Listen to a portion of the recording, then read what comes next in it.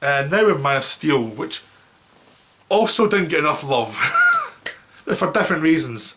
The thing with Man of Steel, the thing that limits it is the fact that it has a Superman performance which doesn't quite work. It works in certain elements, but other ways it doesn't. Because, I mean, one thing Brandon Routh had, they delivered through, and you always felt in the performance was a certain decency that was very much, you felt was very much Superman. Like, it just came through his actions, like he'd always take the decent way out, he'd always go for the decent reaction. It was very much in character. In this one, they're also going for the darker interpretation of Superman, where he's dealing with the world, he's a character who doesn't quite fit, and he's trying to find his place. So it's essentially, it's almost a remake of Superman Returns in some ways, because he can throw a lot of the same beats. But the actor can do the darker bits where he's misplaced, he's trying to find his way, and he's uneasy. But there's a certain point in the movie where he has to become Superman, and you have to feel him become. There's a lot of lip service to he's always he's tried to be anonymous, but the fact that he always does things to save people and help people means you can always find him because he's too obviously a good guy. But you don't quite feel in the performance. I mean, you get to the end where he's fighting for the world. The performance doesn't quite work because you don't feel that essence of goodness coming from the actor. You just feel like he's determined. And you need something more from Superman than just determination. You need to actually exude goodness, optimism, that the world can be a better place for the character to work. That's the essential thing of the character. You have to have that. This film doesn't have that because the casting was a bit off. Another thing is, Henry Cavill was very charming in Man from U.N.C.L.E., which is another flawed film. So it could have been direction because Zack Snyder directed it. He's good at lots of things, but he's not good for actors. He leaves them alone basically. Well, that's the impression you get from watching the films. Like, if you're good or bad, you have to work it yourself because the problems are all over the place in his films. There's never a connection. No one's directed to connect with other actors. There's no. You feel there's a couple of takes and that's about it. Or if there's more, I don't know what he does, but a lot of his films don't connect up with acting, and a lot of things are miscast, and he casts for certain things, but there's other subtext you need for the part that don't come through. Which the problem with Watchmen was that a lot of parts were miscast because they wanted certain things from those characters, but the story demanded more than that, and it left a flatness to that film. The same here, where he wants certain things, but he's only really cast apart for the first half of the movie. In the second half, the lack of that kind of innate goodness being suggested by the character comes through from the bit where he becomes Superman. He has to fight Zod and Zod's minions. But you look at Superman 2, there's always a sense that this guy's a good guy, he's going to help everyone, and it exists in the performance. In this one, he's determined to beat them, but you don't sense any goodness from him. You just sense he's determined. So it leads a kind of coldness to the action scene in the second half of the movie where you're not quite behind the guy. And some people don't agree with me. Some people actually think there is that. But I think basically it comes down half do, half don't. Like, some people sense that from the performance, some people don't. And you can get the kind of thing that's why some people, one of the reasons why some people think the last section is basically disaster porn, because there's no human connection with Superman. He's doing all these deeds which you kind of need, otherwise it just, any Superman film can feel like it's just for explosions. So that's the problem, one of the problems for me in the film. The more interesting problem is the disaster porn thing, which I don't think is quite justified. I don't think, and at the same time I know why people feel it, because I felt it when I first saw it. And I think it's actually to do with the fact that Zack Snyder went into documentary style to some degree, with the shaky cam, with some emotional distance, and you're watching someone, it's not traditional melodrama thing that Richard Donner did in the first movie. It's more back a little bit. But he's also mixing that with superheroics. He loves pulp I love these pulp images. I love them as well, so I couldn't really damn for this because I know where he was coming from. A lot of these images was getting to this grand pulp opera of action, like all these people fight each other, and building after building's exploding, and it's epic, and it's this huge event. He's probably been dying to do this since he was a kid. It's basically like what you do as a kid, where you go.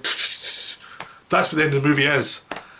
But because he didn't have the aesthetic of some of the Avengers, where there was some humour involved, and they were obviously about saving the people as well as defeating the villains, that was implied in this film too, because it was very more distance documentary mixed with this kind of big pulp element. The focus was different, and it led to people actually feeling like he was getting off on the explosions in a way that was kind of creepy and maybe even fascistic, because there's an element of fascism in pulp. I mean, it's simplistic solutions to complicated problems.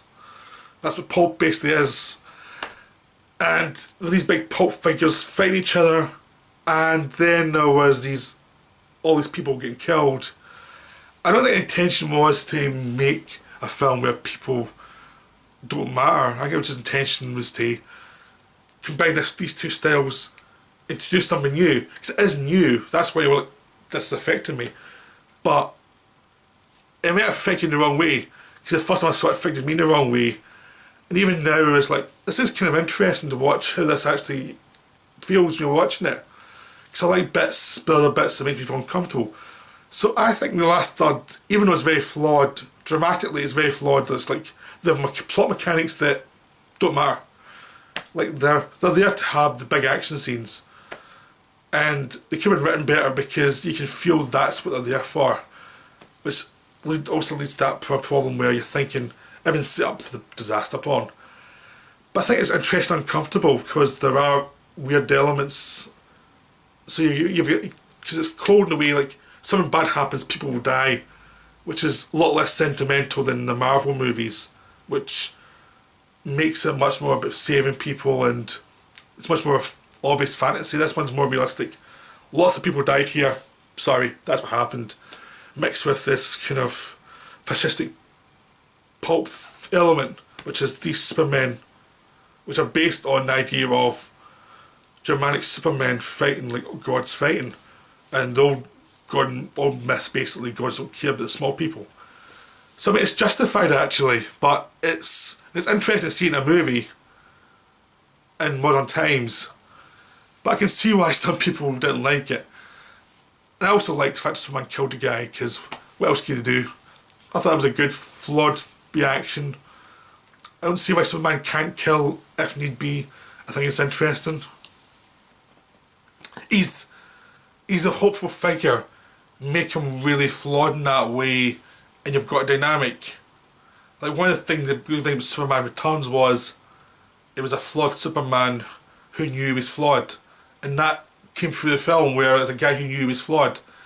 That was a good undertone to the film, and this one followed it up as well, but probably wasn't as didn't say as much. I think it kind of didn't come across that way. So